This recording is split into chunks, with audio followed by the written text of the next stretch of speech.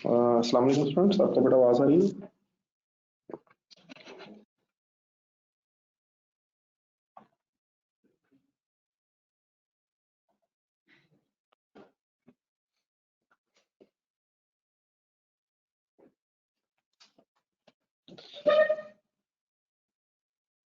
चलें सर, जो बेटा कल पढ़ रहे थे काइंडली उसको ज़रा एक नज़र रिवाइज करके आगे चला।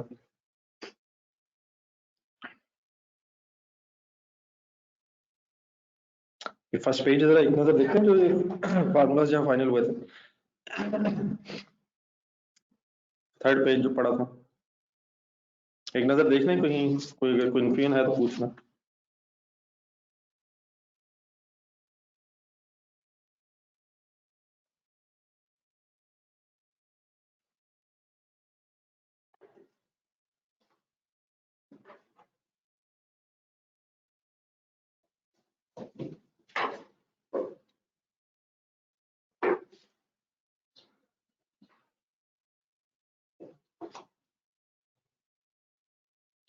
जो डिस्कशन हुई थी सारी समझ आ गई थी?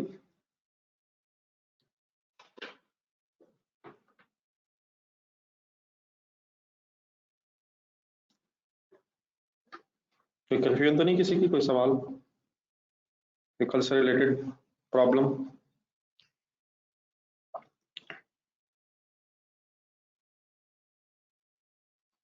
चलें फिर इस तरह करें, वो अपना रजिस्टर ज़रा खोलें। हम टारगेट प्रॉफिट के यूनिट्स की बात कर रहे थे। बट अगर आपने फाइंड आउट ये करना हो कि प्रॉफिट कमाने के लिए कितने यूनिट्स बेचने हैं, तो उसका फिर तरीका ये हो जाएगा कि आप टोटल फिक्स कॉस्ट में प्रॉफिट की अमाउंट ऐड कर लें। जो भी प्रॉफिट आप डिजायर कर रहे हैं, जो भी आप चाहते हैं कि कमाएं, उसको फिर कंट्रीब्यूशन पर यूनिट से अगर आप डिवाइड करेंगे तो आपके पास number of units of target profit. अब टारगेट प्रॉफिट सिंपली मींस जो प्रॉफिट आप कमाना चाहते हैं, 1 मिलियन कमाना चाहते हैं, 1 मिलियन, 5 मिलियन, जो भी अमाउंट है वो यहाँ आ जाएगी। ब्रेक इवन और इस फार्मूले में डिफरेंस सिर्फ ये है कि ब्रेक इवन में टोटल फिक्स कॉस्ट में जीरो मींस कुछ ऐड नहीं होगा, और अगर प्रॉफिट के यूनिट्स आपने फाइंड आउट करने हैं तो प्लस प्रॉफिट की बस अमाउंट आ जाएगी। देन जरा जिस तरह ब्रेक इवन में डिस्कस हुआ था, दो लाइंस और जरा फाइनल करना है। अब अगर यूनिट्स आपके पास आ गए हैं और आप इन यूनिट्स की बेस पे सेल्स अमाउंट निकालना चाहते हैं, एक नेक्स्ट लाइन लिखिएगा जरा, टारगेट प्रॉफिट रेवेन्यू अगर निकालना चाह रहे हैं, revenue means target profit revenue means कि सेल्स के कितने रुपए होंगे तो फिर आपका टारगेट प्रॉफिट अर्न होगा। तो उसका बड़ा सिंपल से फॉर्मूला बन जाएगा। ये यूनिट्स आपने निकालने हैं ऊपर फार्मूले में, उनको आप मल्टीप्लाई कर दें सेल प्राइस पर यूनिट्स। और जिस तरह कल बात हुई थी, अगर आप ये rupees target profit sales rupees को डायरेक्टली फाइंड आउट करना चाहें, target profit sale rupees directly अगर फाइंड आउट करना चाहें, मतलब यूनिट्स निकाल के सेल प्राइस पर यूनिट से मल्टीप्लाई करने के बजाय डायरेक्टली रुपीस पर तक अगर आना चाहें, कभी कभी क्वेश्चंस में पर यूनिट इन्फॉर्मेशन नहीं होती है, यूनिट्स की इन्फॉर्मेशन नहीं होती, तो उस केस में फिर समटाइम डायरेक्टली यूज करना पड़ता है। तो इसलिए पहले सारे फार्मूलाज फाइनल करना है।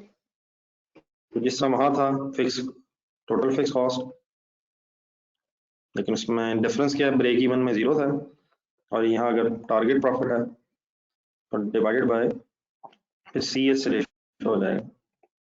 अगर आप डायरेक्टली इन रुपीस तक पहुंचना चाहें तो formula is total fix cost plus profit and divided by contribution per unit की जगह C S ratio per unit. And what is the meaning of C S ratio per unit? Contribution per unit divide by sale price पर unit into 100 से ये ratio आ जाएगी। तो ratio से अगर directly divide किया जाए तो आपके पास टारगेट प्रॉफिट के सेल रुपीस आ जाएंगे। बाकी डेफिनेटली अभी फिगर्स के साथ फर्दर डिस्कशन करते हैं। नोट कर लिए सब?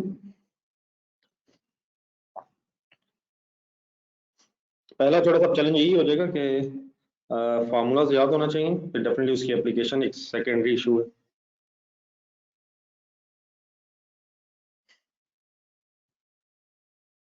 कोई लिख तो नहीं रहा? प्लीज अगर कोई लिख रहा तो बता दें।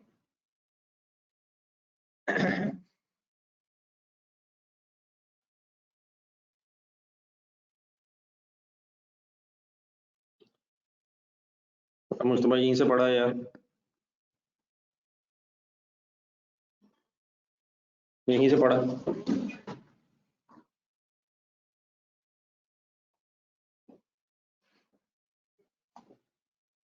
जी डियर, अपनी तरफ बुक की तरफ आइएगा।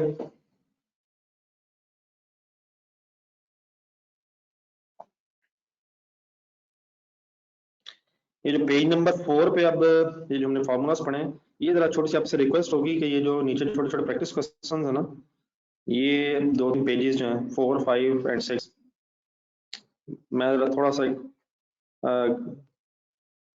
कॉम्प्रिहेंसिव से क्वेश्चन करवाना चाह रहा हूँ। छोटी छोटी सी डिस्कशन आपको जरा 10-15 मिनट अपने घर में रिवाइज करनी। छोटे छोटे से क्वेश्चंस बने हुए बीच में पेज नंबर 4, 5, 6 तक, तो ये काइंडली जरा आपने आज प्लीज एज अ होमवर्क रखना मेरी तरफ से। और फिलहाल क्वेश्चन नंबर 1 पे आ जाएगा।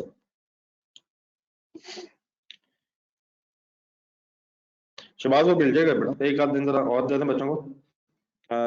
जिन लोगों ने बेटा अभी तक टेस्ट सबमिट नहीं करवाया, आज करवा दीजिएगा। शबाज वो इंशाल्लाह फिर कल डिस्कस, कल आपको शेयर भी करवाता हूँ, उसमें अगर प्रॉब्लम रह गया वो डिस्कस भी कर लेंगे। जी dear, question number 1, page number जरा कहीं अगर मुझे बता दिया जाए। ऐसा मेरा ख्याल है कि आपके पास तरतीब में ही पेज नंबर 7 है आपके पास। Full concentrate my dear, let's start game on. Delta limited makes pipe of one type only. The budget for the year. काम कंसंट्रेशन का है माय डियर, वंस अगेन। एक budget for the year given है, cell के units दिए हुए हैं 1,50,000, rupees दिए हुए हैं 3 मिलियन, कॉस्ट में वेरिएबल और फिक्स डिवाइड करके दी हुई है। फिक्स पढ़ें, सॉरी वेरिएबल लेफ्ट साइड से। डायरेक्ट मटेरियल वेरिएबल है, डायरेक्ट लेबर में वेरिएबल भी है, और कुछ परमानेंट एम्प्लॉइज की सैलरी भी है जो फिक्स है। बाय डिफॉल्ट वैसे ध्यान में रखिएगा, अगर हमारे पास इंफॉर्मेशन ना हो तो डायरेक्ट लेबर और direct material by default is a variable cost. हाँ, अगर इंफॉर्मेशन अवेलेबल है तो आप फिर अकॉर्डिंगली वर्किंग करेंगे। ओवरहेड्स में प्रोडक्शन ओवरहेड्स सिर्फ वेरिएबल ही है, उसमें फिक्स कुछ नहीं बता रहा, और एडमन ओवरहेड्स जो हैं वो सिर्फ फिक्स ही बता रहा है। एक टोटल भी हो गया क्वेश्चन में, वेरिएबल कॉस्ट का सम फाइनली 1350,000 और फिक्स का 1320,000। इस आसान से डिस्कशन से आपने करना क्या है, you are required to calculate contribution per unit, then फिर कंट्रीब्यूशन मार्जिन रेशियो, इस तरह के वर्ड्स फाइनल रखने हैं आपने। Contribution margin ratio is simply another name for contribution sales ratio. Break even point in units rupees, और फिर margin of safety ratio, फिर सेकेंडरी रिक्वायरमेंट बाद में करते हैं। आप लोग इस तरह करें, पहले जरा मुझे छोटी सी काइंडली वर्किंग करवाइएगा जरा। इस डेटा को इनकम स्टेटमेंट फॉर्म में पहले कन्वर्ट करें, और प्लीज जब भी इस डिस्कशन में हम इनकम स्टेटमेंट बनाने की कोशिश करेंगे तो आपके जहन में मार्जिनल कॉस्टिंग फॉर्मेट आना चाहिए।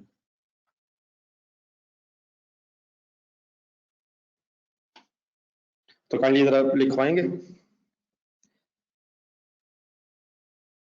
सेल्स 3 मिलियन,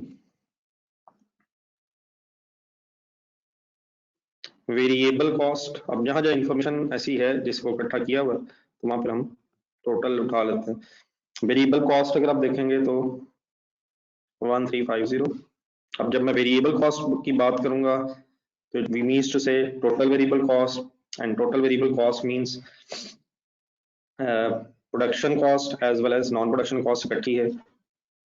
देयरफॉर जब यहाँ तक डिफरेंस लेंगे हम सेल में से वेरिएबल कॉस्ट को लेस करके, तो आपके पास सॉरी कंट्रीब्यूशन कैलकुलेट हो जाएगी, और contribution means net contribution, figure आ जाएगी 1650,000। एंड कंट्रीब्यूशन के बाद फिर फिक्स कॉस्ट, चाहे वो प्रोडक्शन से रिलेटेड हो या non production, total fix cost. Total हुए मैं इसलिए मैं वहां से फिगर्स एज इट इज उठा रहा हूँ 13200000। देन आपके पास एक नेट आ जाएगा 330। कंप्लीट कर लेंगे।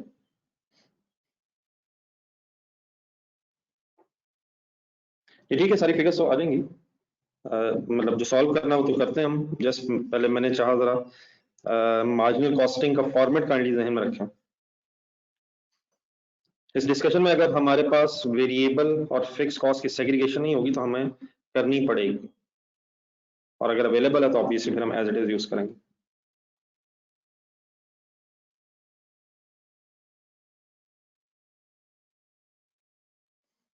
ठीक है जी, लिख लिया सबने? नोट कर लिए माय डियर?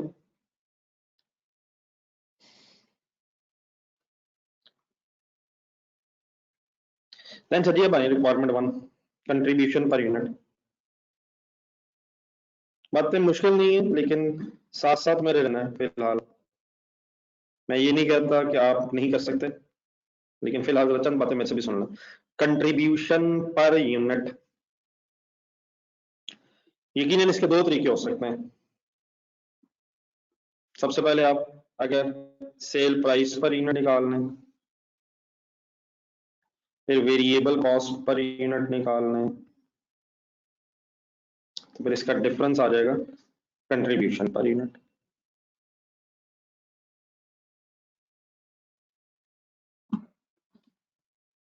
अब सेल प्राइस पर यूनिट कैसे निकालना है? Make it simple please. Data में बेटा दिया हुआ है 1,50,000 यूनिट्स हैं, तो cell price per unit 3 million divide by 150,000। Please solve कीजिएगा। लेकिन एक छोटा सा दूसरा भी डिस्कस करता हूँ मैं, हर एंगल से बातें आप सुनते रहिएगा, जरूर सॉल्व कीजिएगा, हर तरीके से सिस्टम में बताऊंगा। 3 million divided by 150,000 units, data जरा घूमते रहिएगा कहाँ कहाँ से उठा रहा हूँ। तो 20 per unit, 3 million divided by 1,50,000। Similarly अगर वेरिएबल कॉस्ट पर यूनिट निकालना चाहूँ तो 1350,000 डिवाइड बाय 150,000 यूनिट्स, तो 1350 divided by 150,000 units is equal to 9, which obviously means a contribution per unit is 11। एक जरा सिंपल सा तरीका और सुनना जरा।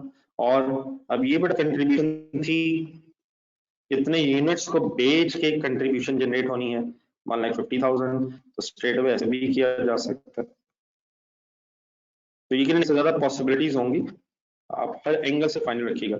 अगर मैं कंट्रीब्यूशन उठाऊं और नंबर ऑफ यूनिट्स से डिवाइड कर दूं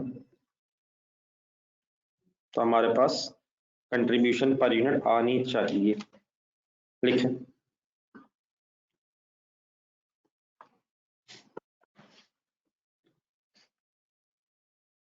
ठीक है, thank you very much, thank you आप पार्टिसिपेट कर रहे हैं, लेकिन अगर कंफ्यूजन रह जाए तो साथ साथ बताइएगा।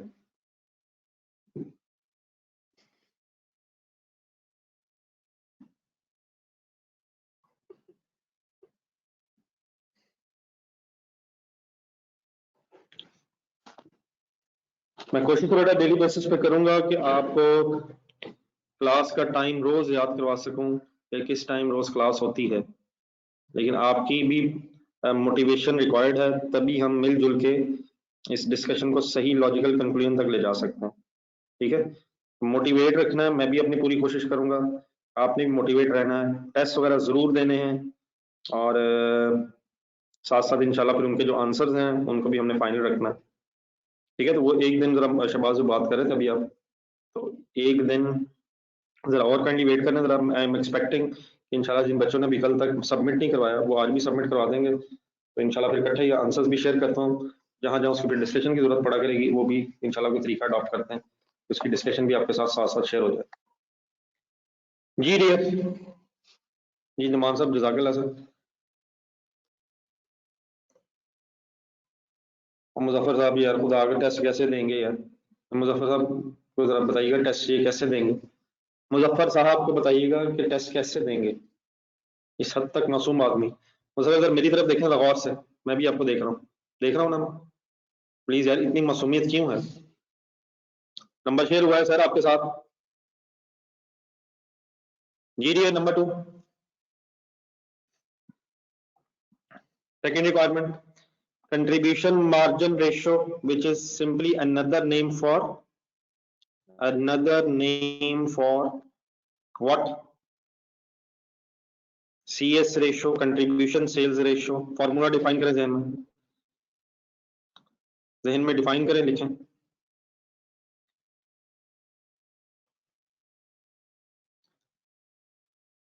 एज अ फर्स्ट स्टेप फिलहाल आप फॉर्मूला वही जहन में रखें, लेकिन इसका ऑल्टरनेट अभी बताता हूँ। वैसे contribution per unit by sale price पर unit and multiplied by 100। Contribution per unit available है बेटा 11 डिवाइडेड बाय सेल प्राइस पर unit 20 multiplied by 100 is equal to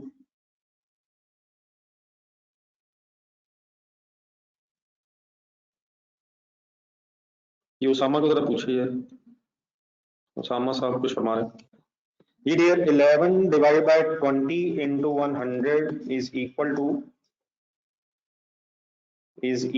to 55%। Consideration का लेवल बढ़ा लीजिएगा, पूरी मेरी बातें डिटेल में सुनते रहिएगा साथ साथ। 55% of sales, why of sales क्योंकि बेस सेल है। What is the meaning of this discussion, concentration सुने। इसका बेटा मतलब ये है कि अगर सेल प्राइस 100 थी ऑफ सेल और कंट्रीब्यूशन 55 है परसेंटेजेस में, तो फिर बैलेंसिंग फिगर वेरिएबल कॉस्ट तक पहुंच सकते हैं। Variable cost should be 45। लिखें, छोटी छोटी चीजें जरूर सही हजम करें। इसकी बेस पे ये फॉर्मूला बना हुआ है सीएस रेशो का ऑफ सेल। तो व्हाट इज 100, जो बेस होती है वो 100, जिसमें मार्जिन अगर आप जेन में लें तो सेल अगर 100 है, कंट्रीब्यूशन 55 है, तो balancing figure 45 means variable cost है। और variable cost means sum of variable cost, and sum of variable cost means total variable cost, which means production भी है और नॉन प्रोडक्शन भी है। ठीक है,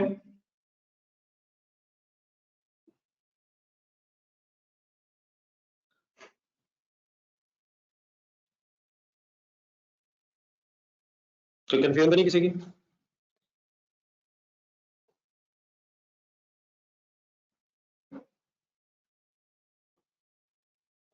अच्छा अब बेटा इसका एक ऑल्टरनेट वे भी है, कंसंट्रेशन सुनिएगा।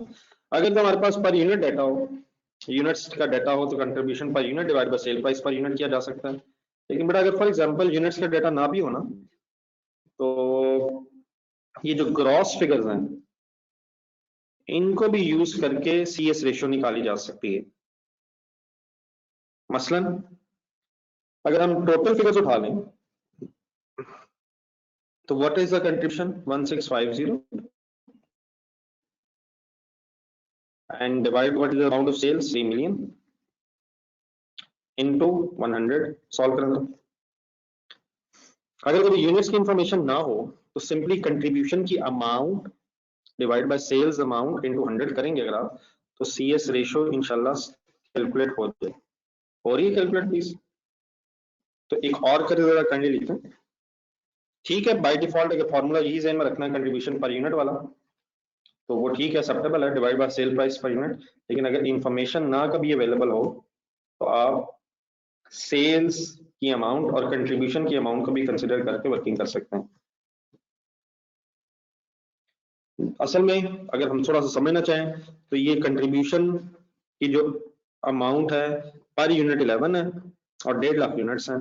Simply 20 per unit sale price है और यूनिट्स 1,50,000, तो 1,50,000 की सेल से 1,50,000 की सेल से ये कंट्रीब्यूशन जनरेट हुई है, 1,50,000 की सेल से ये कंट्रीब्यूशन जनरेट हुई है, तो उसे पर यूनिट फॉर्म में लिखना है या अमाउंट फॉर्म में? यूनिट्स तो सेम है, देयरफॉर आंसर भी सेम आ जाएगा। फॉर्मूला वही है, कंट्रीब्यूशन डिवाइड बाय सेल, उसे पर यूनिट की बेस पे भी वर्कआउट किया जा सकता है, और अगर जरूरत पड़े कभी इंफॉर्मेशन ना हो पर यूनिट की, तो आप टोटल अमाउंट्स की बेस पे वर्किंग कर सकते हैं।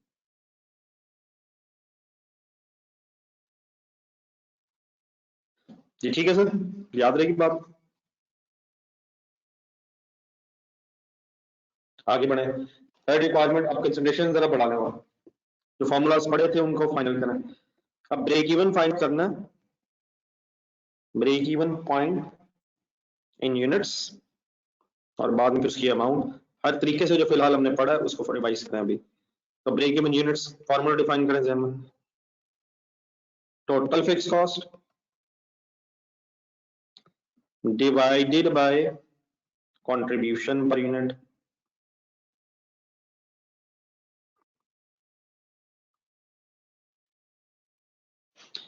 Figures are available, total fix cost ढूंढ के बताए कोई। 1320, क्वेश्चन में डाटा देखें please. Divided by 11 is equal to 1,20,000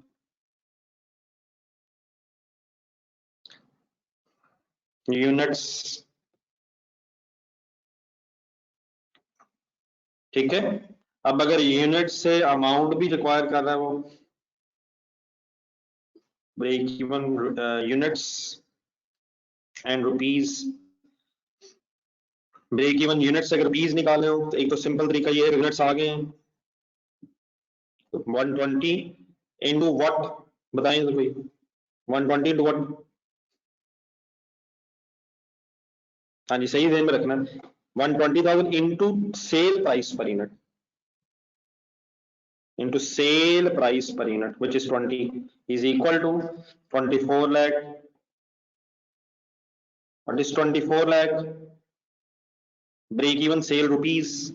एक सेकंड, एक छोटा सा कंपैरिजन करें, आपने थोड़ी देर पहले मुझे एक इनकम स्टेटमेंट बनवाई थी, उसमें तो 30 लाख आ रहा था, वो 30 लाख क्या था और 1,50,000 क्या था, वो बेटा एक बजट बना हुआ था। हम कितने यूनिट्स बेचना चाह रहे हैं, प्लान हमारा 1.5 लाख यूनिट्स है, और इट इज एक्सपेक्टेड कि वो यूनिट्स 30 लाख के बिकेंगे, मींस एक यूनिट 20 रुपए का बेचना है, वो था बजट। ये क्या है कि कम से कम कितने यूनिट्स बेचेंगे तो ब्रेक इवन होगा, means no profit loss situation होगी। 1,20,000 हमारा डाटा ये कहता है कि 1 लाख यूनिट्स, 1,20,000 यूनिट्स कम से कम बेचने पड़ेंगे, और 24 लाख रुपए के बेचने पड़ेंगे ताकि ब्रेक इवन हो जाए। ठीक है, एक छोटी सी वैसी वर्किंग करें, कैलकुलेटर पर जरा अपना कॉन्सेप्ट जरा क्लियर करें। अब ये 24 लाख रुपया ब्रेक इवन सेल्स है,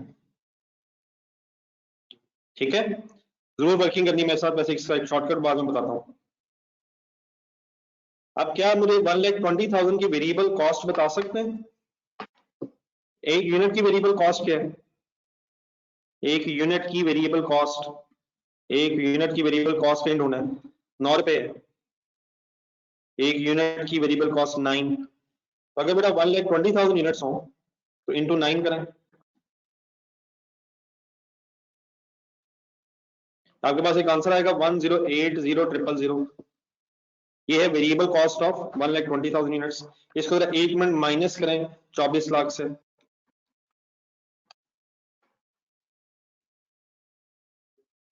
1320 क्या आया, 13,020, ठीक है, ये जो भी आया आया क्या, बस ये बता दें। 13,20,000, आई होप कि आप सब लोगों ने कैलकुलेट कर लिया है, ये आया क्या है, आया क्या है, आया क्या है माविया, बिल्कुल गलत है, बिल्कुल ही बात ये गलत है ये, और नहीं यार निशान कम ऑन, ये क्या आया माय डियर, ये क्या आया, क्या आया, क्या आया, अब्दुल्ला गलत है, अली गलत है, गलत है, सब गलत बता रहे हैं बेटा, ये फिक्स कॉस्ट नहीं आई, ये कंट्रीब्यूशन आई है, और ये कंट्रीब्यूशन किसके बराबर आई है, वो आपकी बात ठीक है, लेकिन एज अ फर्स्ट स्टेप ये कंट्रीब्यूशन आई है, 1,20,000 यूनिट्स की कंट्रीब्यूशन है 13,20,000, और बाकी आपकी बात ठीक है। नहीं यार शहबाज, ना मेरा भाई रजाय मुताहिर, ये क्या क्या हो रहा है, ये बात आपकी ठीक है ये कंट्रीब्यूशन 1,20,000 यूनिट्स की, और ऑब्वियसली ब्रेक इवन पॉइंट पे वो कंट्रीब्यूशन फिक्स कॉस्ट के इक्वल है। ठीक है, तो प्लीज ऐसा ना कीजिएगा, सेल में से वेरिएबल कॉस्ट लेस करके कंट्रीब्यूशन आई, और कंट्रीब्यूशन किसके इक्वल आएगी at break even point, fix cost के। ठीक है, तो काइंडली कुछ लोग मेरा ख्याल ज्यादा जज्बाती हुए, ये फिक्स कॉस्ट नहीं आई, ये कंट्रीब्यूशन फिक्स कॉस्ट के इक्वल आई। आई होप मेरा सेंटेंस ठीक है, क्लियर हो रही बात, क्लियर हो रही है बात। एक और एंगल से सुने जरा, एक और एंगल से काइंडली सुने। 1,20,000 लिखे कैलकुलेटर पे, 1,20,000 ये यूनिट्स हैं, एक यूनिट की कंट्रीब्यूशन है 11 रुपए, इंटू 11 करें, फिर ये क्या आया बताएं, 1,320,000 क्या आया, units into contribution per unit, ये क्या आया, ये कंट्रीब्यूशन आई। ठीक है, हाँ ये कंट्रीब्यूशन अल्हम्दुलिल्लाह किसके बराबर है, at break even point fix cost के बराबर है। ठीक है, क्लियर होगी बात यहां तक, सिर्फ यस नो में करनी, फाइनली बता दें, बात क्लियर है। अब इसमें बेटा जो क्वेश्चन की रिक्वायरमेंट थी, अगर वो हम देखें तो हमने ब्रेक इवन यूनिट्स अल्हम्दुलिल्लाह और ब्रेक इवन रुपीस बेटा फाइंड आउट करनी है, लेकिन अभी हम क्योंकि एक लर्निंग फेज में, अभी एक स्टार्टिंग पॉइंट ही है डिस्कशन का, तो हम जरा सारे फॉर्मूलाज अगर इस डेटा से रिवाइज कर लें और अल्टरनेट वर्किंग्स भी सीख लें। तो एक फॉर्मूला और हमने डिस्कस किया था, जरूर आपने देखना है अगर एक नजर याद ना आए तो, कि ब्रेक इवन रुपीस निकालने का डायरेक्ट फॉर्मूला भी है। वो क्या है, total fix cost divided bye CS ratio. तो व्हाट इज फिक्स कॉस्ट पहले देखिएगा, 120, और CS हम निकाल चुके हैं 55% ऑफ सेल्स, तो डिवाइड बाय अगर 55% आप करें तो कैलकुलेटर पे सॉल्व करें, कितनी फिगर आ जाएगी,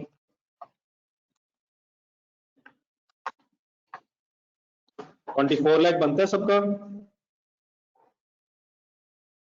मींस डायरेक्टली रुपीस निकाले जा सकते हैं। ठीक है, तो 24 lakh rupees of break even sales निकालने का डायरेक्ट फॉर्मूला क्या है, total fix cost divide by CS ratio. अब एक और आखिरी काम सुने, अगर बेटा आपके पास ये ब्रेक इवन रुपीस आ गए हैं, तो जस्ट अपने माइंड में जरा एक सेकंड एक वर्किंग करें कि 24 लाख रुपए ब्रेक इवन सेल बनी कैसे होगी। ये कुछ ब्रेक इवन यूनिट्स होंगे और multiplied by sale price per unit होगी, ब्रेक इवन सेल रुपीस है, कुछ यूनिट्स होंगे और मल्टीप्लाइड बाय सेल प्राइस हो रही होगी। तो क्या हम इस फिगर से 24 लाख रुपए से अब यूनिट्स भी रिवर्स करके फाइंड आउट कर सकते हैं, कर सकते हैं, तो बताएं करूं कैसे। 24 लाख रुपए को अगर मैं यूनिट्स में कन्वर्ट करना चाहता हूं, तो मुझे कुछ सजेशन दे काइंडली, मैं क्या से वर्किंग करूं, please suggestion, suggestion please everybody please. ठीक, कासिम ने ठीक कहा, ना ना नासिर, बिल्कुल यही बेटा इश्यूज रिजॉल्व करने हैं। डिवाइड बाय 11 नहीं माय डियर, माय डियर 11 नहीं, 11 नहीं, 11 नहीं, this is not contribution, this is sale rupees. तो सेल रुपीस को Nasir please my dear divided by 11 नहीं करेंगे, डिवाइडेड बाय सेल प्राइस पर यूनिट करेंगे। बाकी तकरीबन सबका ठीक है, नासिर आपने ठीक बताया, आपका ठीक हो गया, समझ आ गई बात मेरी। तो प्लीज कुछ फॉर्मूला अपने ज़हन में फाइनल करें, डिवाइडेड बाय क्या कर रहा हूं, break even sale rupees divided by sale price पर यूनिट इज इक्वल टू अल्हम्दुलिल्लाह 1,20,000 ब्रेक इवन यूनिट्स। तो बात है सिर्फ ये है कि अगर यूनिट्स आ जाएं तो सेल प्राइस पर यूनिट से मल्टीप्लाई करके ब्रेक इवन रुपीस निकालने, ऑल्टरनेटिवली अगर रुपीस पहले आ जाएं तो आप नंबर ऑफ सॉरी उन रुपीस को divide by sale price per unit करके यूनिट्स भी फाइंड आउट कर सकते हैं। I hope everybody is clear, कोई कंफ्यूजन है तो प्लीज बताएं।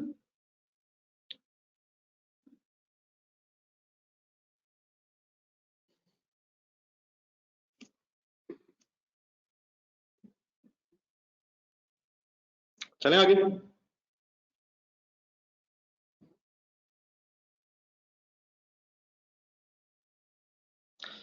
लास्ट रिक्वायरमेंट उसमें नंबर 4 भी है एक छोटी सी।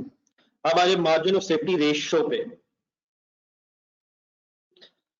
मार्जिन ऑफ सेफ्टी रेशियो से पहले इसका करें जरा, मार्जिन ऑफ सेफ्टी सिर्फ ज़हन में लाएं।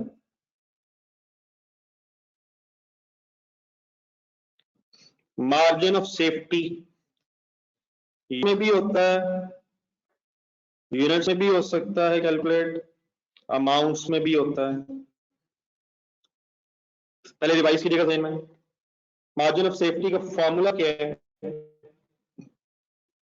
बजट सेल्स ढूंढने का याद नहीं है।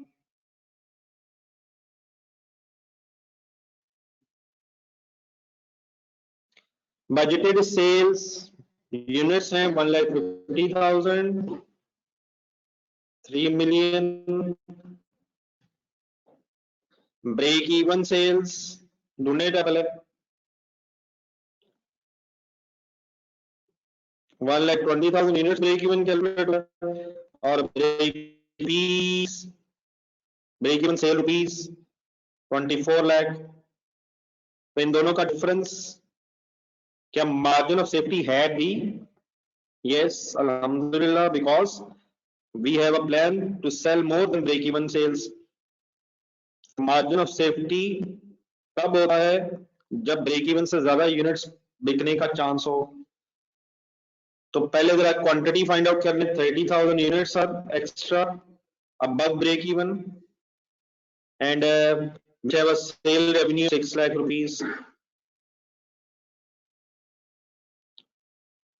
ठीक है, ऑफ कोर्स हमें रेशियो तक जाना है, लेकिन मैंने चाहा जरा पहले हम मार्जिन ऑफ सेफ्टी थोड़ा रिवाइज कर लें जरा। तो ये यूनिट्स में भी आ सकता है, अमाउंट्स में। बेटा सिंपल फॉर्मूला क्या है? Budgeted sales minus break even sales. और अगर बाइटेड सेल्स ज्यादा है तो जितनी वो ज्यादा है वो मार्जिन ऑफ सेफ्टी कहलाता है। मार्जिन ऑफ सेफ्टी का मतलब ये है कि ये वो यूनिट्स हैं, ये वो सेल के यूनिट्स हैं, या ये वो सेल के रुपीस हैं जो हमें प्रॉफिट में ले जाएंगे। इन यूनिट्स की वजह से हम प्रॉफिट में आ जाएंगे। जो बाकी यूनिट्स है 120 तक, वो हमें लॉस से, वो हमारा लॉस खत्म कर देंगे और उससे ऊपर जितने बेचेंगे उससे हमें प्रॉफिट जनरेट हो जाएगा। अब आ जाए मार्जिन ऑफ सेफ्टी रेशियो की तरफ।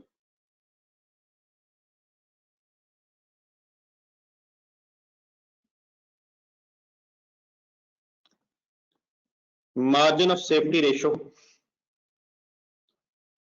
ये इसका फॉर्मूला क्या था? Margin of safety divide by budgeted sale. अब ये मैंने कल आपसे रिक्वेस्ट की थी कि हम चाहें तो ये रेशियो यूनिट्स में भी फाइंड आउट कर सकते हैं, यूनिट्स की बेस पे भी परसेंटेज आ सकती है, फिर अमाउंट्स में भी। तो पहले जरा यूनिट्स के एंगल से देखें। 30 divided by what? Budgeted sale into what? 100 is equal to, बताएं।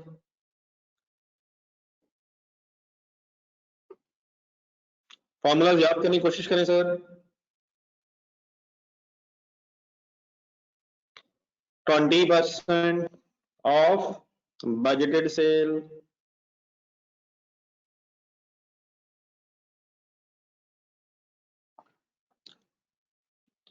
जी। मैं फर्दर एक्सप्लेन भी करवाता हूँ आपसे, लेकिन बेटा ऑल्टरनेटिव ये वर्किंग यूनिट्स की बजाय अमाउंट्स में भी हो सकती है। मसलन अमाउंट्स की बेस पे भी ये रेशियो निकाल जा सकती है।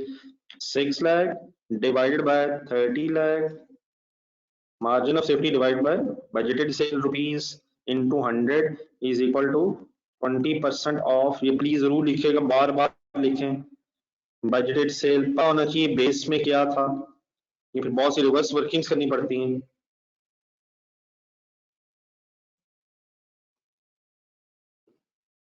तो what is the sense of this story? Budgeted sale 20%।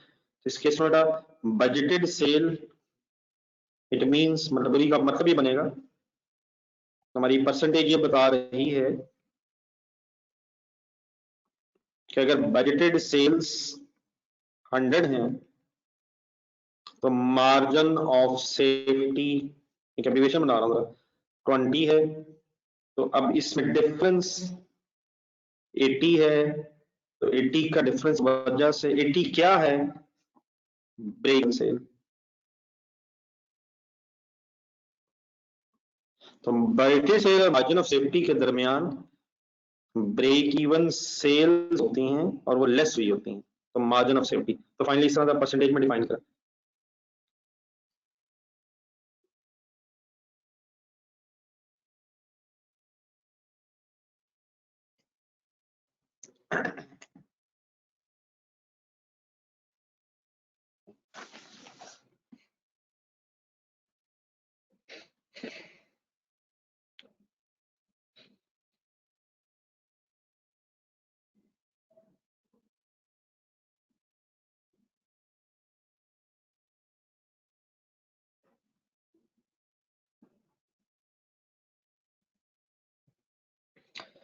Ji dear clear है, प्लीज देखिए, बताते रहिएगा अगर नोट कर, कोई कंफ्यूजन यहाँ तक?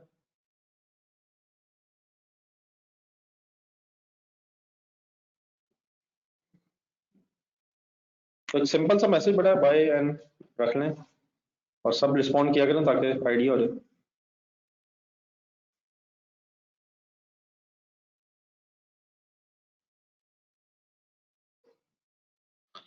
जी डियर, अब इसके क्वेश्चन की अभी बी रिक्वायरमेंट भी एक है, आज हम बी रिक्वायरमेंट की तरफ।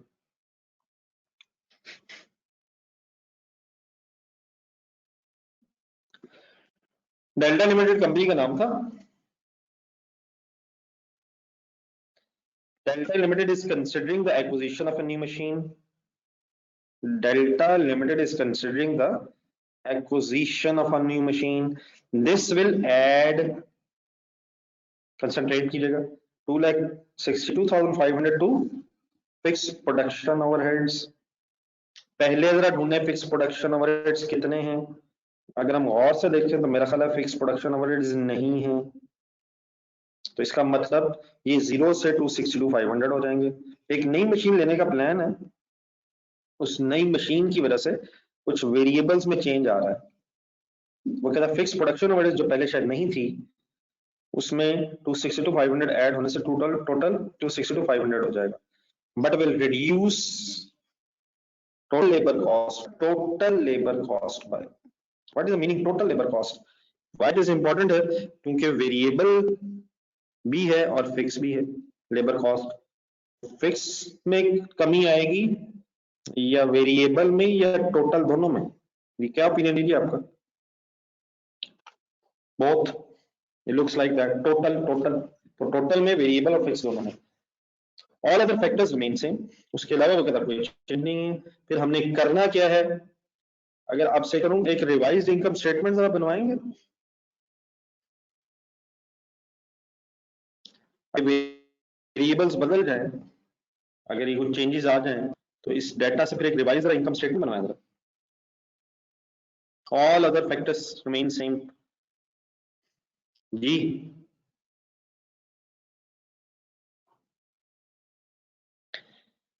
क्या सेल्स में कुछ इंफॉर्मेशन चेंज? नो, तो sale remain same.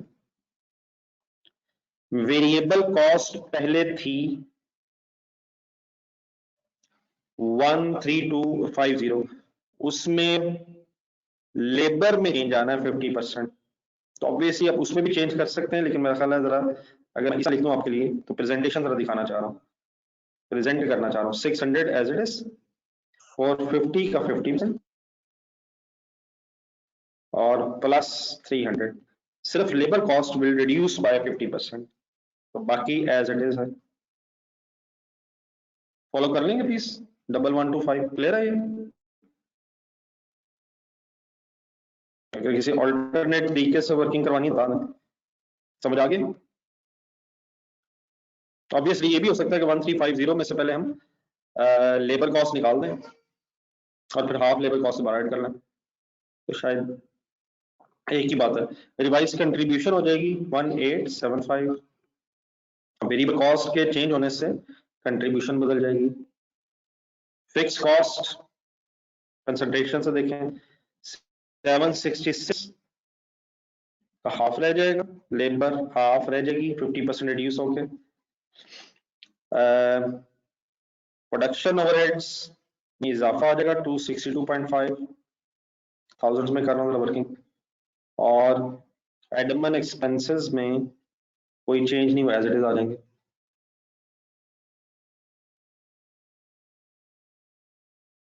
Ji Nasir come on यार, उसी का तो हाँ कर रहा हूँ, कर तो दिया यार Nasir, please my dear Nasir, what's going on, वही तो किया यार 450 का 50%। ना करें सर, टेक इट सीरियस यार। और सर जी 600 लेबर है, तो लेबर में मटेरियल में ही ऐड करना है, मटेरियल में हाफ लेबर ऐड हो गई, all other factors are remain same plus 300 as it is आ गया, जिनमें चेंज नहीं है वो एज इट इज है।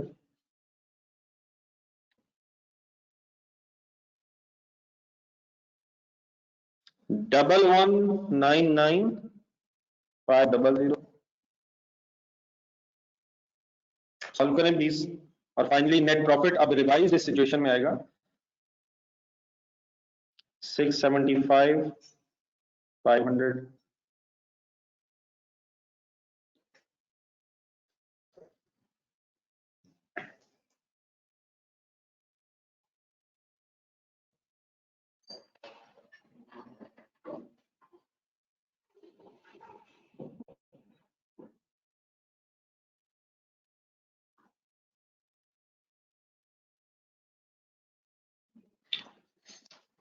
जी डियर, आप पढ़े वाले requirements. You are required to prepare, you are required to answer the following.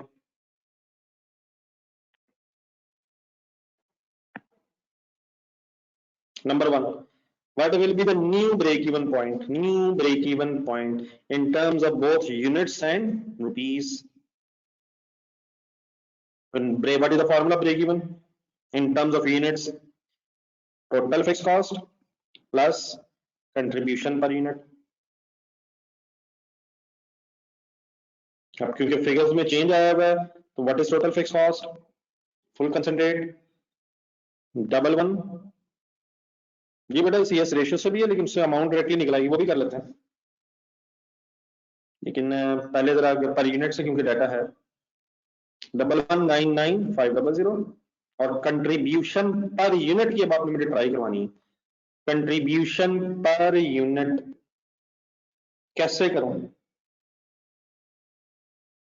Contribution per unit, अब रिवाइज कंट्रीब्यूशन है, मेरे ख्याल ज्यादा टाइम हम ना वेस्ट करें, मेरे ख्याल चीजें शायद हम कुछ गैस करनी है। तो कंट्रीब्यूशन ये है और यूनिट्स बेटा वही है 150। यूनिट्स में कुछ नहीं है, जिसमें चेंज था वो क्या था वो हमने उसने बता दिया था। कॉस्ट में कुछ चेंज आया, all other factors remain same, is equal to 12.5। समझ आ गया प्लीज? फिगर्स क्लियर है?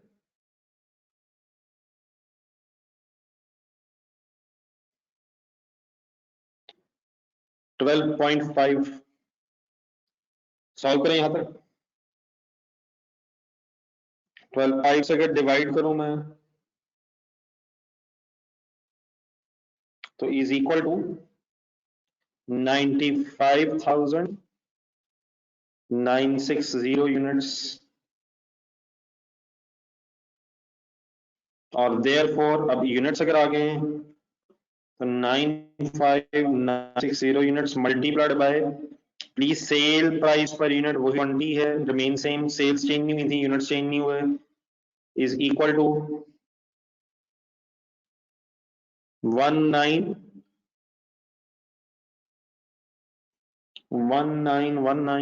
फिगर्स में से मैच करें, कोई मेरी फिगर्स में मिस्टेक है तो बताएं।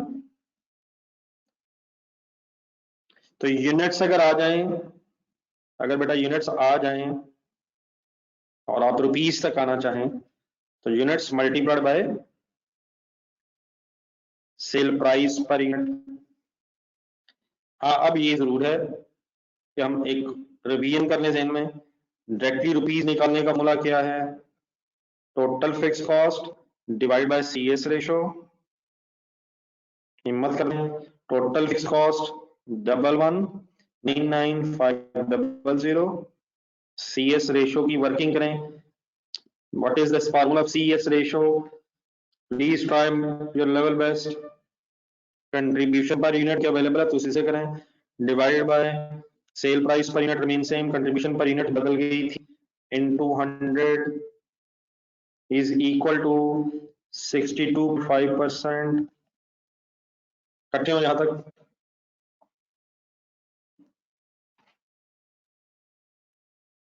Stage is set. शायद मैं कुछ दिनों से कह रहा हूं कि आप इंशाल्लाह एंजॉय करेंगे अगर आप डेली बेसिस पे रूटीन बना लेंगे स्टडीज की। 62.5% अगर आप डिवाइड करेंगे तो होपफुली इंशाल्लाह, चेक करें आंसर क्या आता है।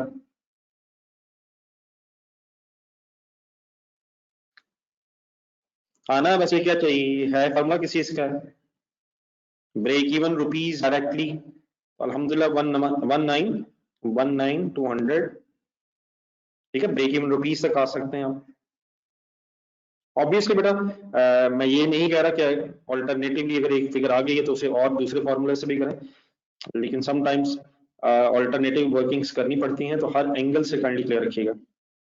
जी मिस्टर नासिर, खासतौर पे आप और बाकी सारे भी, अगर रुपीज आ गए हों, ब्रेक इवन सेल रुपीज आ गए हैं, तो क्या यहां से भी रिवर्स वर्किंग से number of units find out किए जा सकते हैं? ये ब्रेक इवन सेल रुपीज है, डिवाइडेड बाय क्या करूं, सेल प्राइस पर यूनिट या कंट्रीब्यूशन पर यूनिट? जी मिस्टर नासिर, खासतौर पे आप जरा। जी मिस्टर नासिर खान साहब, फिर गलत है यार, खासतौर पे आपका नाम मैंने इसलिए लिया यार, फिर वही 11 वाली मिस्टेक है यार। What's going on Nasir? Please divide by sale price पर unit is equal to kindly वही आपके पास फिगर इंशाल्लाह आएगा, थोड़ी देर पहले हमने फाइंड आउट की है। प्लीज सेल्स बनती कैसे हैं? Units multiplied by sale price per unit, तो वहीं से यार रिवर्स वर्किंग हो रही है, बस कर भैया। ओके ना सर, पहले भी हमने ओके वैसे कर दिया था। जी मिस्टर नासिर खान, अब क्लियर है 20?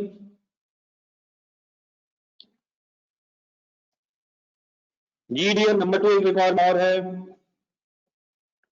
ये जरा थोड़ा सा आप पढ़ के मुझे गाइड करें, वो चाहता क्या है?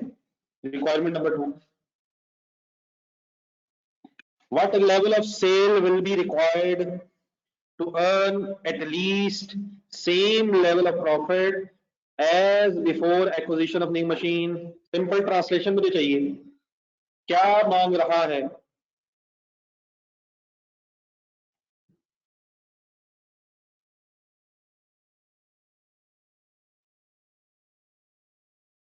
नहीं, मार्जिन ऑफ सेफ्टी नहीं है सर, ना कर। मेरा ख्याल है आशेबाज शायद यूनिट्स भी नहीं कह रहा यार, नहीं यार, हामिद प्लीज सही नहीं कह रहा। हाँ ये तो ठीक है, विकास सेल टारगेट सेल, चले ठीक है आपके वर्ड्स, लेकिन सबसे पहले एक छोटी चीज क्लियर करें जरा, व्हाट लेवल ऑफ सेल, वो रुपीज मांग रहा है या यूनिट्स मांग रहा है? चले आराम आराम से जरा अलग अलग डिस्टिंग्विश करके मुझे बताएं, व्हाट लेवल ऑफ सेल से क्या समझते हैं आप? सेल नहीं यार शहबाज, जब बेटा सिर्फ सेल वर्ड होता है तो जरा अपने जेहन में इनकम स्टेटमेंट बनाए, सेल तो मेरा ख्याल है रुपीज होते हैं यार ये। हाँ सेल यूनिट्स हो सकता है, तो रुपीज है मेरा ख्याल, मेरा पर्सनली ख्याल शायद ये है कि सेल्स का मतलब अमाउंट भी है। हाँ ये जरूर है कि आप यूनिट्स निकाल के अमाउंट निकालें, लेकिन sales means rupees of sales, I think ये क्लियर है। पहली बात ये बता दें, मेरा ख्याल है यूनिट्स नहीं, रुपीज ऑफ सेल्स। हाँ यूनिट्स निकाल के रुपीज अब निकाल सकते हैं। आगे चलें, विल बी रिक्वायर्ड, कितनी सेल हो, what level of sale will be required, कितनी सेल होनी चाहिए टू अर्न, ताकि कमाया जा सके क्या, at least same level of profit as before acquisition of the new machine. कहीं से आपको पता है? देख के बताएं, ढूंढ के बताएं, आपने वर्किंग की हुई है। किस प्रॉफिट की सेल्स मांग रहा है? प्रॉफिट की सेल मांग रहा है या ब्रेक इवन सेल मांग रहा है? प्रॉफिट की सेल, लेकिन किस प्रॉफिट की? कम से कम वो किस प्रॉफिट को कमाना चाहता है? What was the profit before acquisition of this machine?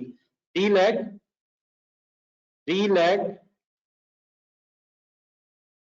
3,30,000 मिलता है किसी को? अभी पहले इनकम स्टेटमेंट बनाई, थोड़ी पहले जरा मैंने मिटा दिए, अपनी जरा देखें। तो चाहता बेटा वो क्या है कि आप वर्किंग करके बताएं कि अगर कम से कम 330 ही कमाना है जो इस एक्विजिशन से पहले था, इस मशीन के एक्विजिशन से पहले था, तो कितने रुपए की सेल्स होनी चाहिए? तो मेरा ख्याल ये है कि एक डायरेक्टली ट्राई करके देखते हैं, टोटल फिक्स कॉस्ट हमें उठानी चाहिए plus at least the same level of profit as before the acquisition of the new machine, और डिवाइडेड बाय, अगर वो सेल्स कह रहा है तो यकीनन यूनिट्स निकाल के भी रुपीज आ सकते हैं, लेकिन क्या ख्याल है कि अगर मैं CS रेशियो से डिवाइड कर लूं तो डायरेक्टली वो रिक्वायरमेंट सॉल्व हो सकती है जो एग्जामिनर मांग रहा है? सबसे पहले मुझे ये बताएं, मेरा फार्मूला फाइनली समझ आ रहा है? यकीनन वी हैव अ चॉइस कि हम यूनिट्स निकाल के सेल प्राइस से मल्टीप्लाई कर लें, लेकिन शायद डायरेक्टली क्योंकि उसने जो मांगा है वहां तक पहुंचा जा सकता है बाय यूजिंग अ फॉर्मूला। तो आई थिंक शायद आप मेरे से एग्री कर जाएं। कोई कंफ्यूजन तो नहीं हो रही इस बात से? चले अब इसका करें, मुझे डाटा ढूंढ के बताएं जरा, टोटल फिक्स कॉस्ट क्या है? ठीक है, टोटल फिक्स कॉस्ट प्लान बताना है सबने। मुझे खतरा है इसमें कि आप मिस्टेक करेंगे ऐसे ही। बताएं जी total fix cost.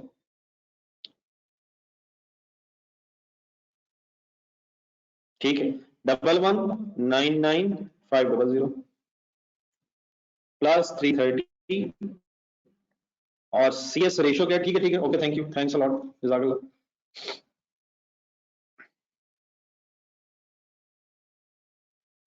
Divided by 62.5%। जी सॉल्व करें, सॉल्व करें। 2447 आई थिंक 200। चेक कीजिएगा प्लीज में फिगर।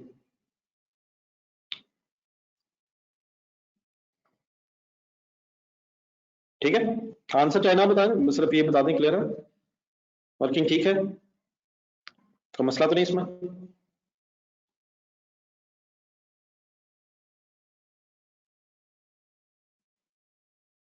थोड़ा सा जरा कंप्लीट करें इस बात को। अब ये once again, sale rupees to earn a profit of rupees 330,000 है। इससे अगर यूनिट्स निकालने हो तो डिवाइड बाय 20 करेंगे।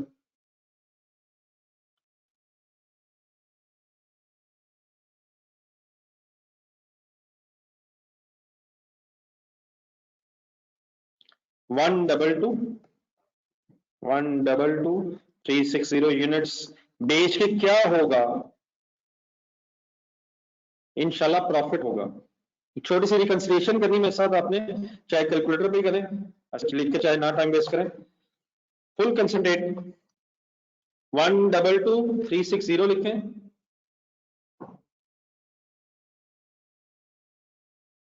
बताओ मैं खाली, what is this question here?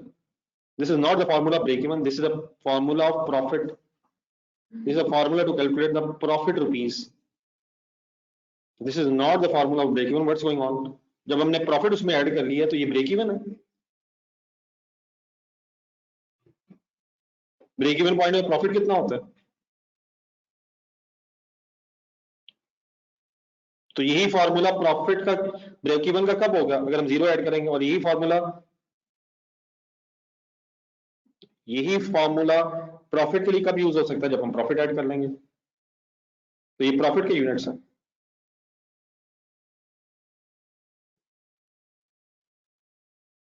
क्योंकि सभी रिक्वायरमेंट भी हो रही है, मशीन आ चुकी है, लेकिन चाहते ये हैं कि वो प्रॉफिट कैलकुलेट कर सकें, वो प्रॉफिट कमा सकें जो मशीन से पहले था। नई मशीन लेने के बाद कम से कम उतना प्रॉफिट कितने यूनिट्स बेच के हम ले, B working for B requirement. Muzaffar Ali, GDL 122,360 लिखें। इसको मल्टीप्लाइड बाय जरा कंट्रीब्यूशन पर यूनिट स्टोरी में से ढूंढ के बताया ना।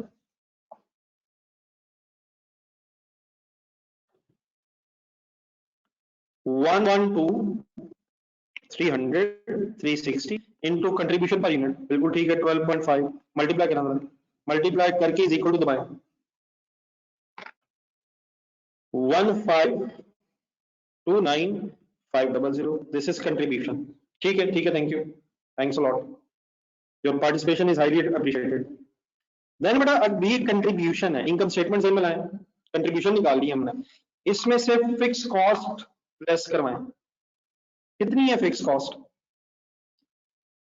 ये मुजफ्फर साहब आपका क्लियर हो गया? मिस्टर मुजफ्फर, 11,99500 माइनस करें 11,99500 इज इक्वल टू दबाएं। Is it a surprising news कि आंसर हमारा 330 आ रहा है? प्लीज ये जो यूनिट्स हमने निकाले हैं ये ब्रेक इवन पॉइंट के नहीं है, ये यूनिट्स हैं। और कितना प्रॉफिट अगर कमाना चाहते हैं, एज बिफोर मीन 330 अगर कमाना चाहते हैं, तो हमें इस रिवाइज सिचुएशन में कितने यूनिट्स बेचने पड़ने हैं, 122,360 यूनिट्स। आई सजेस्ट एक ये छोटी सी वर्किंग आफ्टर दिस आंसर जरूर नोट करें।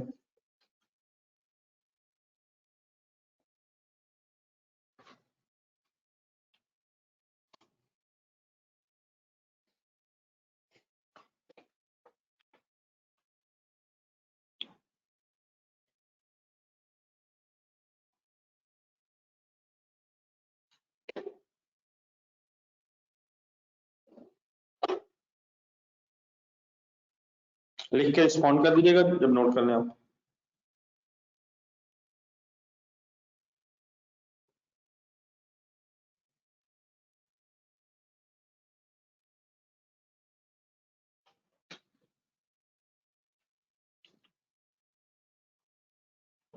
कोई प्लीज अगर लिख रहा है तो W लिख दिया करें। नोटेड है?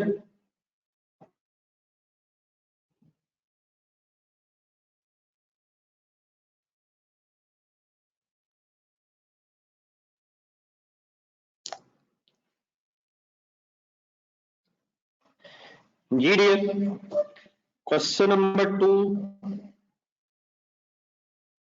मेरा ख्याल है कल होमवर्क दूंगा, क्योंकि आज मैंने वो 2-3 पेजेस पढ़ने को कहा, तो इसको अभी होमवर्क ना बनाए, लेकिन हम जरा एक मेरा ख्याल कॉम्प्रिहेंसिव क्वेश्चन पहले नंबर 3 करें, बाद में क्वेश्चन नंबर 2 इंशाल्लाह इजीली सॉल्व कर लेंगे।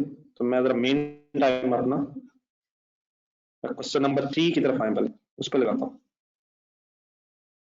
साथ साथ पढ़ना है प्लीज, बहुत ज्यादा काम नहीं दे रहा हूँ घर के लिए, और आज खासतौर पर ज्यादा नहीं देना चाह रहा कि जिन हजरात ने टेस्ट नहीं दिया अभी तक, आपने टेस्ट देना है प्लीज। कितने टेस्ट आए अभी? 5-7 10 ज्यादा, लेकिन पूरे तो नहीं ना। ये क्वेश्चन नंबर 3 से, क्वेश्चन नंबर 3 का जरा डेटा मेरे साथ पढ़ें। रिक्वायरमेंट तभी मेरे ख्याल बेटा हम समझ सकेंगे कि पहले हम क्वेश्चन जरा पढ़ लें। फर्स्ट लाइन से पढ़ें। MWell Limited is engaged in the manufacturing and sale of a single product. Following statement summarizes the performance of EL for the first 2 quarters of the financial year 2002. First 2 quarters, quarter 1 and quarter 2। एक साल में 4 quarters, और please her quarter में 3 months. First quarter, second quarter, first 3 months, second 3 months. तो first quarter का जरा data देखा। Sale volume in units, quantity दी हुई है, उसके बाद first and second quarter respectively. Sale revenue दिया हुआ है, और अब रुपीज है जहां, तो थाउजेंड्स में शुरू हो गया। कॉस्ट ऑफ गुड्स सोल्ड एक हेडिंग दी हुई है। मटेरियल, लेबर, फैक्ट्री ओवरहेड्स लिख के अगर ग्रॉस प्रॉफिट कैलकुलेट हुआ है, और ग्रॉस प्रॉफिट के नीचे सेलिंग एडमिन एक्सपेंसेस नजर आ रहे हैं, तो आपसे ये रिक्वेस्ट है कि आप गौर से देख के स्टोरी बताएं, क्या ये इनकम स्टेटमेंट मार्जिनल कॉस्टिंग से बनी हुई है या एब्जॉर्प्शन से। Please my dear help.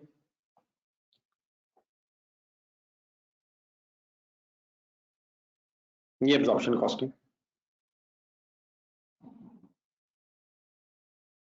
Y absorption costing? क्योंकि प्रोडक्शन कॉस्ट ग्रॉस प्रॉफिट से पहले लिखी हुई है, और non production cost gross profit के बाद लिखी हुई है, और ग्रॉस प्रॉफिट कैलकुलेट करने का कॉन्सेप्ट सिर्फ एब्जॉर्प्शन कॉस्टिंग में है। मार्जिनल कॉस्टिंग में तो ग्रॉस कंट्रीब्यूशन, नेट कंट्रीब्यूशन की स्टोरी होती है। ठीक है, अब इस तरह की बातें आपको समझ आनी चाहिए होपफुली। जी बिल्कुल ठीक से बात कर रहे हैं। इन absorption costing, fixed cost is a product cost, and in marginal costing it is a period cost. हाँ, लेकिन एक चीज अभी आपने कही है वो शायद इस डेटा में है नहीं। कॉस्ट ऑफ गुड्स सोल्ड लिख के उसमें मटेरियल लेबर ओवरहेड्स लिखनी है। हम शायद यूज्ड टू है कि ओपनिंग स्टॉक, क्लोजिंग स्टॉक। मुझे लग रहा है कि अगर हम डेटा गौर से पढ़ें तो ओपनिंग क्लोजिंग स्टॉक का फिनिश गुड्स अवेलेबल नहीं है। क्या ख्याल है?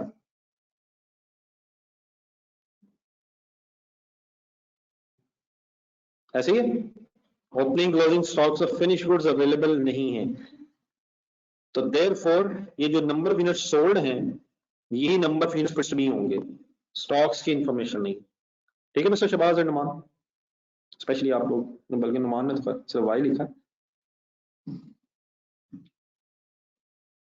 जी। ठीक है चले आप आगे। तो ये बड़ा एक इनकम स्टेटमेंट बनी हुई है Q1 और Q2 रिस्पेक्टिवली की, तो आप जरा इसको जरा एडिशनल इंफॉर्मेशन में लेके जाएं। In the second quarter of the year, calculate रखिएगा जरा आप। EL means business name, Emerald Limited. In the second quarter of the year, EL increased the sale price, as a result of which sale volume and net profit declined. Consider करें, check करें जो उसने बात की है। Whether in the second quarter of the year, EL increased the sale price. Check कर सकते हैं, फर्स्ट क्वार्टर की तरह सेल प्राइस पर यूनिट निकालना, इंक्रीज द सेल प्राइस कैसे? 4,93,000 मिलियंस में डाटा, ये तो सॉरी थाउजेंड्स में डाटा, तो 493 मिलियन है ये, 493,000। आप जितना भी करना चाहें, मुझे रुपीस पर यूनिट बताएं सेल प्राइस के। 850 फर्स्ट क्वार्टर में प्राइस थी 850, जहां जरूरत पड़ेगी फिर लिख के भी बेटा करते हैं। सेकंड क्वार्टर में जरा वर्किंग करें, 464 400 डिवाइडेड बाय 540। अगर आपने थाउजेंड्स में करना है तो फिर यूनिट्स के साथ भी शायद 3 0 खत्म करेंगे आप, तो यहां आंसर आ रहा है 860।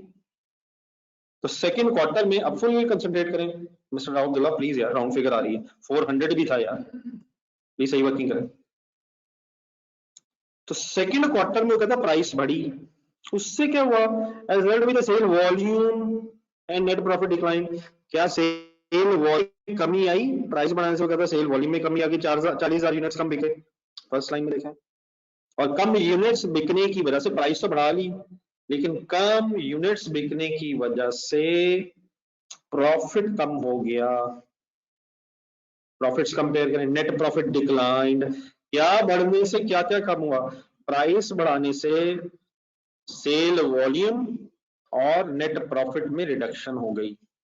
ठीक है, यहां तक समझ आ गया, यहां तक समझ आ गई बात। आगे पढ़े, the management wants to recover the shortfall in profit in the third quarter. अब मैनेजमेंट की ख्वाहिश क्या है कि ये जो प्रॉफिट में शॉर्टफॉल हुआ है, डिफरेंस कैलकुलेट करें, 62,540 माइनस 59,420, कितना शॉर्टफॉल है माय डियर, 3,120।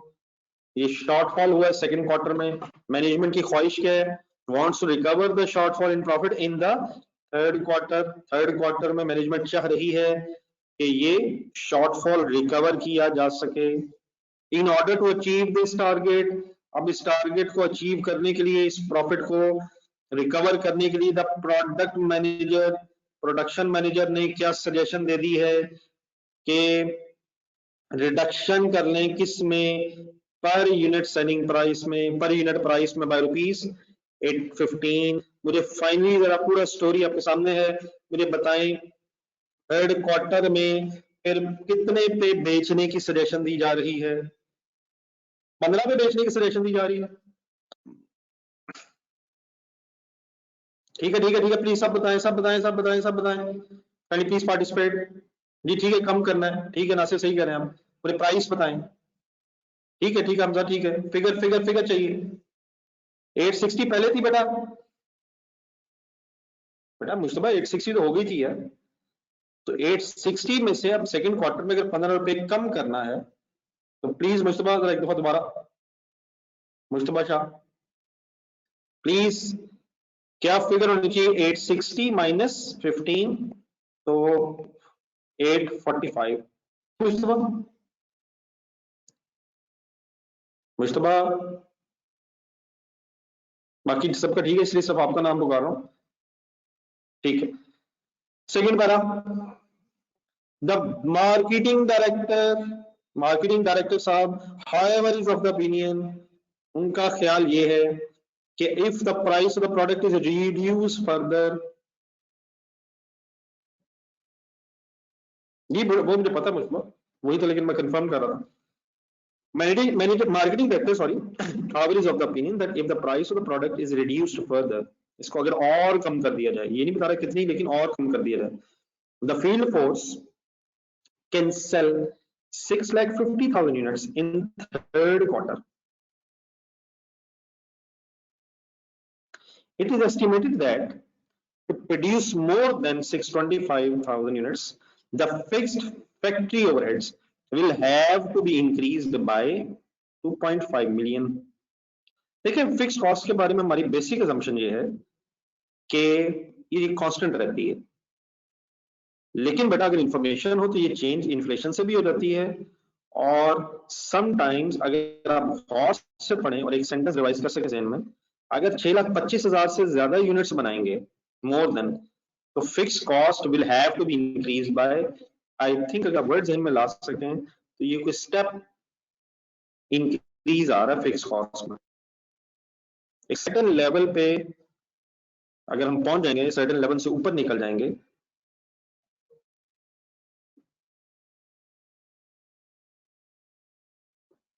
तो सर्टेन लेवल से ऊपर निकल जाएंगे तो हमारी फिक्स कॉस्ट में एक इंक्रीज आ रहा है, लेकिन सिर्फ फिक्स कॉस्ट में, फिक्स प्रोडक्शन ओवरहेड्स में तो एक स्टेप इंक्रीज का वर्ड लगा सकेंगे जी। ऐसी वैसी हरगिज को बात नहीं, वो सिर्फ प्राइस कम करने को कह रहा है, हरगिज क्वालिटी पे कंप्रोमाइज नहीं कह रहा। मैं कहता है अगर हम प्राइस कम कर दें, हाउएवर उसका ओपिनियन ये, अगर हम प्राइस फर्दर कम कर दें तो हम और यूनिट्स एक्स्ट्रा बेच सकते हैं, हाँ, लेकिन अगर 6.5 लाख बेचने की कोशिश करेंगे और मोर देन 625,000 ये हो गए हैं, तो हमें हमारी जो फिक्स कॉस्ट है उसमें एक इजाफा हो जाएगा 2.5 मिलियन से। ठीक है जी, तो ये जो मैंने सिंपल एक ट्रांसलेशन की जी, बिल्कुल ठीक हमजा कह रहे हैं जी। ठीक है जी, जिन हजरात ने क्वेश्चन छोटे छोटे से बना के पूछे, हसीब आपको समझ आ गई? हसीब, हमजा तो मेरे ख्याल सजेशंस दे रहे हैं, नासिर कोई कंफ्यूजन वाली बात तो नहीं फाइनली रहेगी मेरी इस बात से? अब ये भी क्वेश्चन पढ़ रहे हैं, अभी कोई रिक्वायरमेंट्स नहीं आई, तो अब आए रिक्वायरमेंट में और आपने समझाना है। देखिए, ये क्वेश्चन मेरी ख्वाहिश अब ये होगी कि क्योंकि समटाइम्स एग्जाम में रिक्वायरमेंट्स ही समझ नहीं आती हैं, तो रिक्वायरमेंट्स पढ़ के समझाएं आपको क्या समझ आता है, और फिर अगर फॉर एग्जांपल उसमें कोई मिस्टेक वगैरह है तो वो मैं फिर डिस्कस करूंगा। तो रिक्वायरमेंट एक है, compute the minimum number of units to be sold by EL at a reduced price in the third quarter to recover the shortfall in the second quarter profits, as well as to earn the same profit as was in first quarter. Calculator उठाएं, बताएं third quarter में कितना profit कमाना चाहता है। हाँ ठीक है, राव सीख कर रहे हैं, आपसे कुछ यूनिट्स मांगे जा रहे हैं to be sold at a reduced price in third quarter, कितने यूनिट्स बेचें थर्ड क्वार्टर में रिड्यूस लेवल पे, ताकि सेकंड क्वार्टर का शॉर्टफॉल भी रिकवर हो जाए और उतना कम से कम प्रॉफिट हो जाए, वो उतना कम से कम प्रॉफिट भी हो जाए एज वेल एज जो फर्स्ट क्वार्टर में था। तो शायद अगर सोचा जाए तो 62540 फर्स्ट क्वार्टर प्रॉफिट और shortfall in the profit in the second quarter में जो शॉर्टफॉल हुआ है उसको भी अगर पास कर लिया जाए तो आई थिंक 65660 का जो प्रॉफिट है, इस प्रॉफिट के यूनिट्स मांग रहा है आपसे at a reduce selling price, मतलब आपसे यूनिट्स मांग रहा है 65660 रुपीज ऑफ प्रॉफिट के, अगर एक यूनिट 845 रुपीज पे सेल हो। ठीक है, मेरी बात समझ आ रही है? मेरी बात अब क्लियर होगी? तो प्रॉफिट के यूनिट्स मांग रहा है जी। आगे second requirement, determine the minimum price which could be charged to maintain the profitability calculated in A above,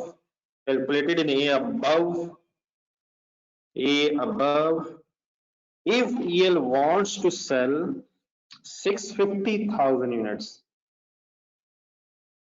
अब वो आपसे प्राइस मांग रहा है कि कितनी प्राइस कम से कम चार्ज करें कि प्रॉफिट वो अर्न हो सके। जो रिक्वायरमेंट ए मींस 65.66 मिलियन है, लेकिन कंपनी चाहती ये है कि 650,000 यूनिट्स बेचे जाएं। मतलब है इसका ये कि अगर कंपनी 6,50,000 यूनिट्स बेचना चाहती है और प्रॉफिट वही अर्न करना चाहती है जो रिक्वायरमेंट ए में है, तो आपसे प्राइस मांगी जा रही है। अब रिक्वायरमेंट ए और बी की एक शॉर्ट समरी सुने। रिक्वायरमेंट ए में मेरा ख्याल है कि वो आपको प्रॉफिट और सेल प्राइस बता के यूनिट्स मांग रहा है, और बी में आपको यूनिट्स और प्रॉफिट बता के सेल प्राइस मांग रहा है। क्या मेरे वर्ड्स ठीक है? अंडरस्टैंडेबल है मेरी बात? दोबारा सुनिए एक एंगल से। प्रॉफिट, जस्ट मिनट मैं एक मिनट रिपीट करता हूं, काइंडली जरा एक दो बार दोबारा। प्रॉफिट और सेल प्राइस बता के 65.66 मिलियन और 845 रुपीस पर यूनिट बता के आपसे यूनिट्स मांग रहा है, और बी में 6,50,000 यूनिट्स बता के और प्रॉफिट ए वाला मीन 65.66 मिलियन बता के यूनिट्स और प्रॉफिट बता के आपसे प्राइस मांग रहा है। ठीक है मेरी ट्रांसलेशन? ठीक है, एग्रीड है मेरी ट्रांसलेशन से?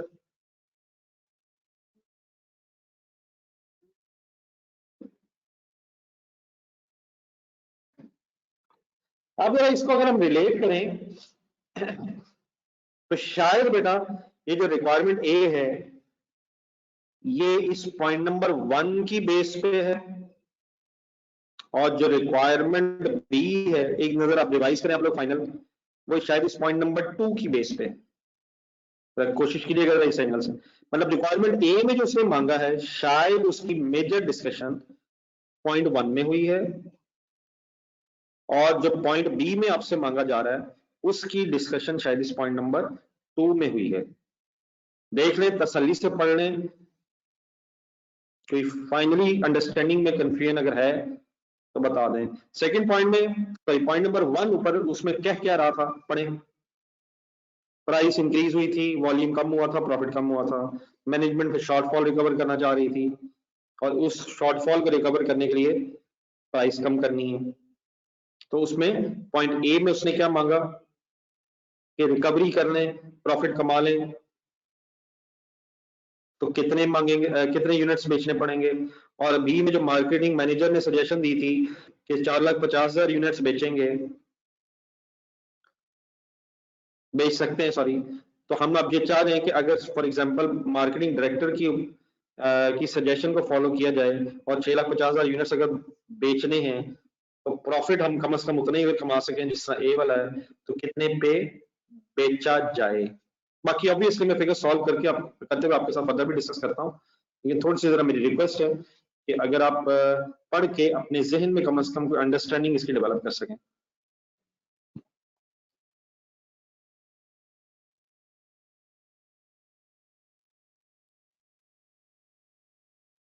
करें वर्किंग स्टार्ट, अभी है 10 मिनट, मेरे ख्याल जितना हो सकता है कर लेते हैं।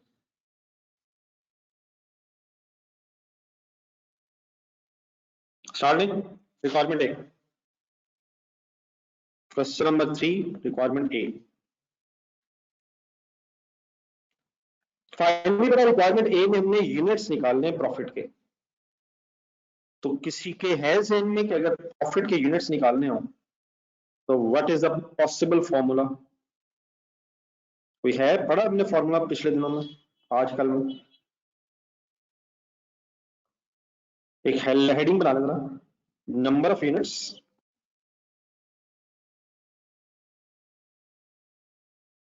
to be sold, number of units to be sold to earn a profit of 65.66 million। अच्छा, मैं जीरो इसलिए पूरे लगा रहा हूँ कि मैं ऐसे थाउजेंड्स में जरा रिस्क नहीं लेना चाह रहा कि कॉन्सेप्ट ही सारा थाउजेंड्स की नजर ना हो जाए। ऑब्वियसली थाउजेंड्स में डाटा कंफर्टेबल हो जाएंगे तब एक आध दिन में, और मेरा ख्याल है हमें थाउजेंड्स में वर्किंग करनी चाहिए। इसका मतलब अगर number of units to be sold to earn profit of, definitely अब किसकी बात हो रही है, डेवलप करें total fix cost target profit और फिर divided by number of units हैं तो कंट्रीब्यूशन पर यूनिट।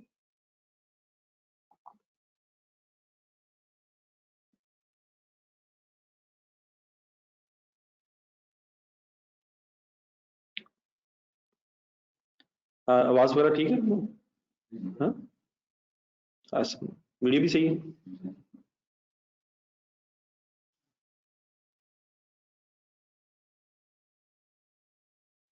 जी बेटा, आवाज का इशू तो नहीं है? आवाज ठीक है, प्रॉपर शेयर हो रही है स्क्रीन वगैरह? चलिए ठीक है, ठीक है।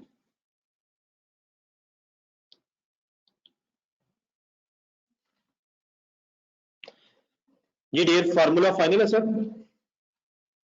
फार्मूला फाइनल है।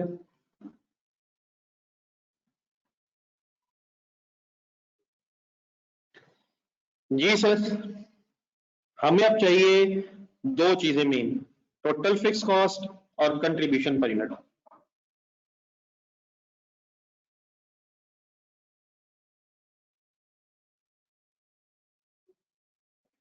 जी, टोटल फिक्स कॉस्ट, अब जरा रिवाइज कर ले फाइनली चीजें एक दफा फिर अपने जहन में before we start to solve this question.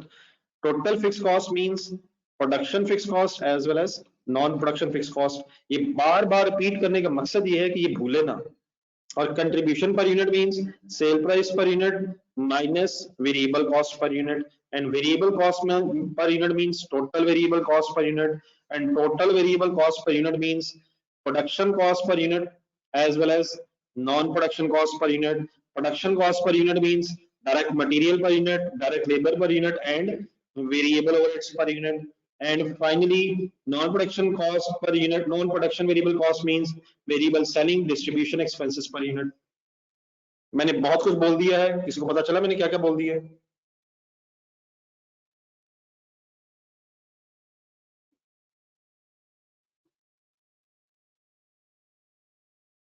एक और एंगल से सुनिएगा जरा, इस सारे फॉर्मूले में हमें फिक्स कॉस्ट का टोटल चाहिए, पर यूनिट नहीं चाहिए फिक्स कॉस्ट का, और वेरिएबल कॉस्ट का पर यूनिट चाहिए ताकि सेल प्राइस में से लेस होकर कंट्रीब्यूशन पर यूनिट आ जाए।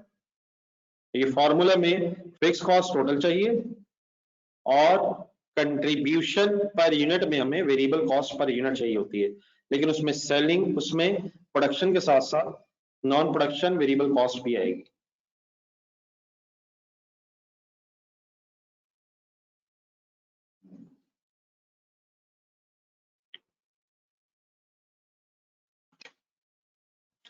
अगर सुहेल साहब 6,50,000 से ज्यादा यूनिट्स बन गए तो ऑब्वियसली फिर हमें फिक्स कॉस्ट में 2.5 मिलियन का इजाफा भी लेना है, ठीक है। और अगर यूनिट्स हमारे 650 से कम रह गए तो ऑब्वियसली फिर हमें 2.5 मिलियन कंसिडर नहीं करना, ठीक है मोहम्मद सुहेल?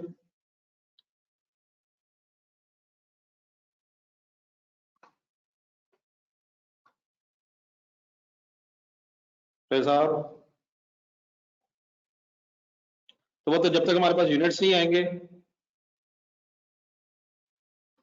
फिलहाल हम वही लेंगे, लेकिन अगर फॉर एग्जांपल वो यूनिट ज्यादा आ गए तो ऑब्वियसली फिर शायद हमें रिवाइज वर्किंग करनी पड़ेगी, क्योंकि फिलहाल हम नहीं कुछ कह सकते कि यूनिट्स कितने आने, ठीक है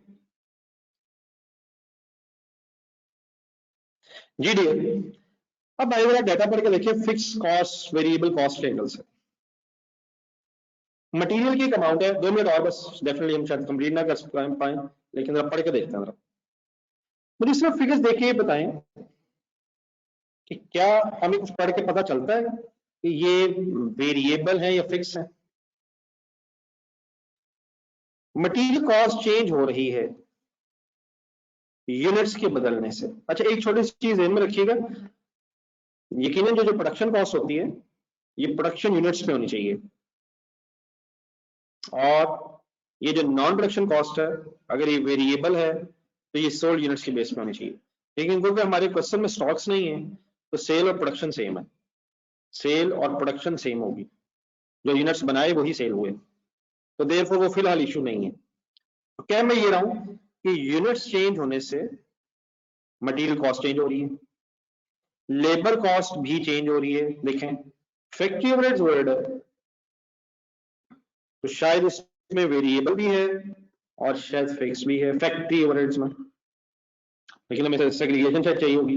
ये भी चेंज वैसे हो रही है, सेलिंग एंड डिस्ट्रीब्यूशन में भी चेंज है, लेकिन ऑब्वियसली ये चेंज नंबर ऑफ यूनिट्स की बेस पे होगा। एक छोटी सी चीज अगर हम देखें तो एडमिन एक्सपेंसेस चाहे 5,50,000 यूनिट्स हैं या 540,000 यूनिट्स हैं, इनका टोटल सेम है। तो दो चीजें हमेशा ध्यान में रखनी है, फिक्स कॉस्ट का टोटल सेम होता है और वेरिएबल कॉस्ट का पर यूनिट सेम होता है बाय डिफॉल्ट। मतलब फिक्स एडमिन एक्सपेंसेस के अलावा फिगर्स में चेंज तो आ रहा है, एडमिन तो फिक्स है, टोटल इसका फिक्स है, लेकिन एक बार मटेरियल की अगर वर्किंग करें तो जरूर सॉल्व कीजिएगा 197,200, अब ये भी मिलियंस में अकॉर्डिंगली कीजिएगा, डिवाइड बाय 580। अब 580 से इसलिए क्योंकि स्टॉक्स नहीं है, सेल इज इक्वल प्रोडक्शन, एक पर यूनिट निकालें जरा, 197,200 डिवाइड बाय 580, और सेम जरा वर्किंग रिपीट करें 183,000 सेकंड क्वार्टर में 600 डिवाइड बाय 540। आपका बेटा शायद पर यूनिट दोनों क्वार्टर्स में सेम आ रहा है। प्लीज सबने वर्किंग की है, प्लीज डियर, सब लोगों ने वर्किंग की है माय डियर। तो क्या पर यूनिट मटेरियल सेम आने का मतलब मटेरियल कॉस्ट 100% वेरिएबल है, 100% वेरिएबल है। तो इंशाल्लाह ये डिस्कशन कल दोबारा स्टार्ट करेंगे, लेकिन मेरे दो वर्ड सुन के उठे, फिक्स कॉस्ट का टोटल सेम रहता है, वेरिएबल कॉस्ट का पर यूनिट सेम रहता है, और अगर ये ना पर यूनिट सेम हो ना टोटल सेम हो तो इसका मतलब ना ही 100% फिक्स है ना ही 100% वेरिएबल है, तो in that case it is a mixed cost, और फिर सेग्रीगेशन करनी पड़ेगी, और सेग्रीगेशन के लिए इंशाल्लाह हाइलो मेथड कल दोबारा रिवाइज करेंगे। मेरी तरफ से सिर्फ होमवर्क में आज छोटा सा एक काम है, and that is page number 4 से लेके 4 कैंड से लेके 4, 5, 6, 7 वगैरह, ठीक है। ये जो छोटी छोटी सी एग्जांपल्स हैं ये प्लीज जरूर सॉल्व कीजिएगा। हम इंशाल्लाह कल क्वेश्चन नंबर 3 से दोबारा स्टार्ट करेंगे। आपसे रिक्वेस्ट है जिन हजरात का टेस्ट अभी तक नहीं हो सका है तो काइंडली